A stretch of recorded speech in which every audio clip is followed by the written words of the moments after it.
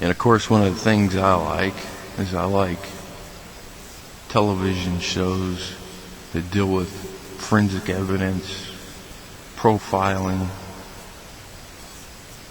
mysteries, and so forth. And of course, I'm just a novice, but I like to try to solve the crimes, the mysteries.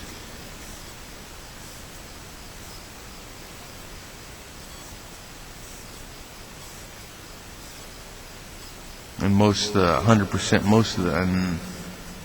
80% of the time I'm always wrong. But anyways.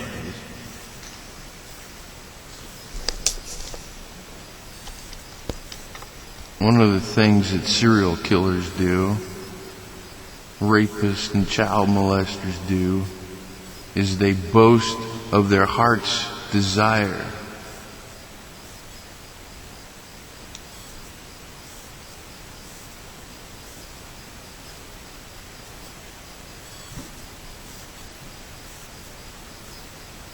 And they enjoy when other people, not just serial killers, but sinful people in general, like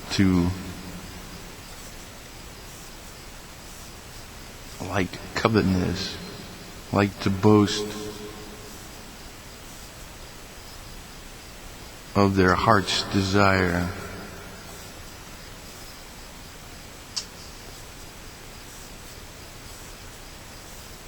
For the wicked through pride of his countenance will not seek after God.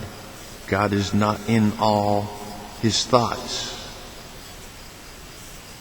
Another signature of Satan in our sinful, wicked ways.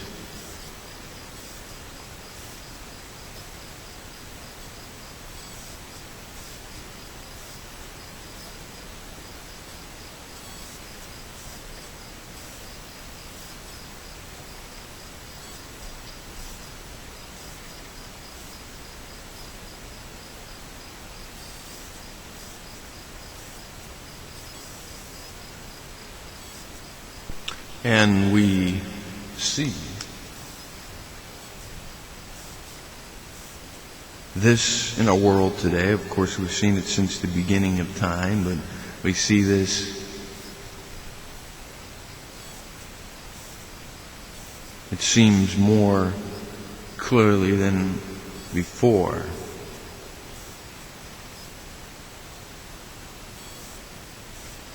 You got radical Muslim religion becoming one of the largest religions in the world, and they're bent on destroying anyone who doesn't adhere to their religion. And through their religion they enslave people, kill Christians, etc., etc., in the world out there today.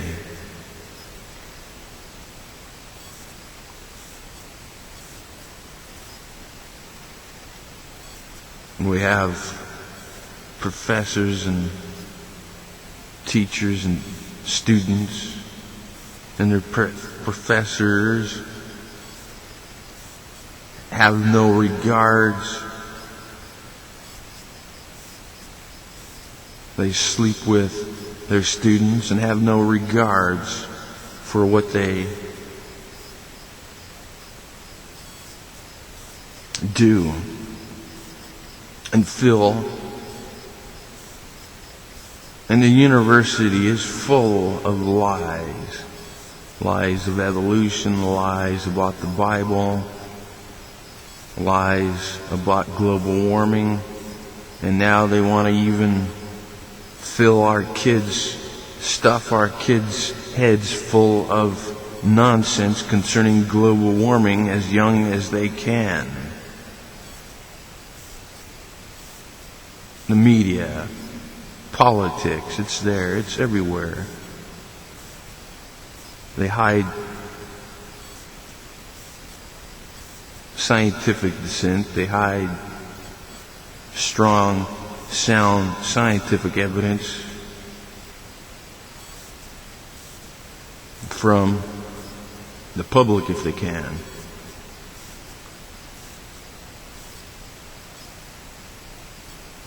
They say global warming's happening because it is our fault. We've created global warming. But in fact, there is no absolute 100% evidence that we're causing global warming. That global warming is a natural occurrence. But they want to hide that fact. They want to hide scientific fact of intelligent design from our universities and our schools. They want to try to rid our society of Christianity, or to mush it down, repackage it to suit the liberal fanatics and create a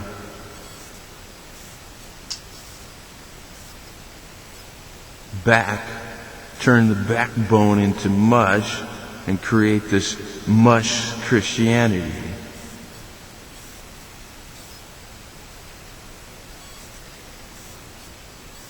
Now we even have the IRS getting involved in targeting Christians, those who subscribe to 501c3 status and so forth. They've been targeting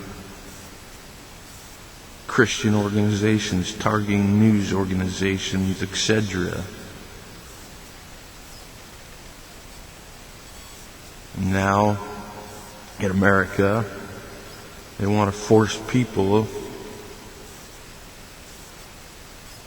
to get health insurance. And guess what? The IRS is going to have a new job.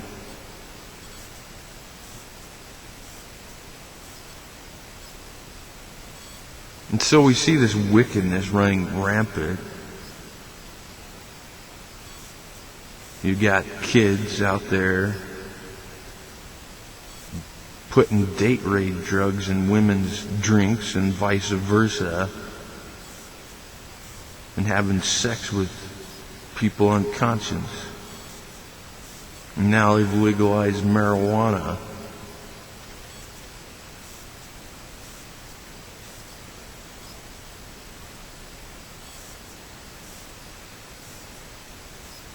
And so we see this signature.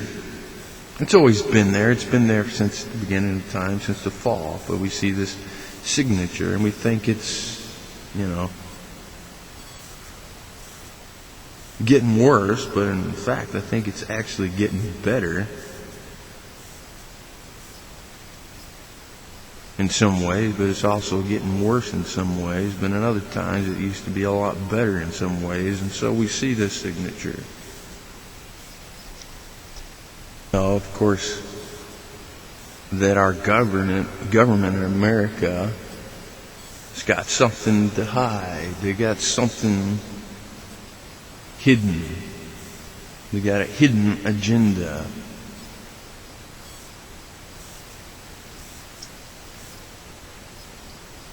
And of course, other governments in other countries have a hidden agenda. The signatures everywhere. But the good news is the world will slowly and gradually be Christianized, ushering in a golden age of peace and prosperity. Psalm 2, Psalm 22, Psalm 72, and the wicked,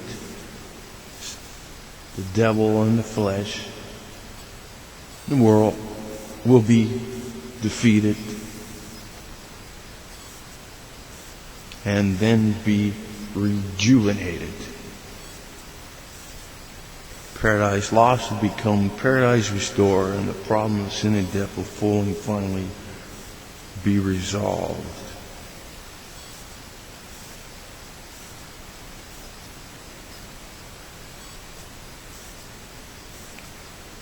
But it is our duty as Christians, according to the mandate of the Great Commission, is not only to Christianize the world, but it is also our duty to conform every institution over to Christianity. And the Christian God one day shall be worshipped on an international scale. The world will slowly and gradually be Christianized, usher in the golden age of peace and prosperity. And the Christian God will be worshipped on an international scale. There'll be more people saved than not. Although there will be some souls lost, and there'll even be a small majority in that time, minority, that will not be saved. And then Christ will return, and the devil will be defeated. Sin, wickedness will be defeated. The world will be rejuvenated. The third world age and heaven age will be established. And we'll all one day receive our resurrected, glorified bodies, and forever in a physical new heaven and new world, pursuing Christ, loving Him for all eternity. But in those times, and it seems like we're in really, really dark times, but in fact, it's actually getting better if you pair the span of history to up to this point. It's gotten better. I mean, we're no longer, chopping people's heads off.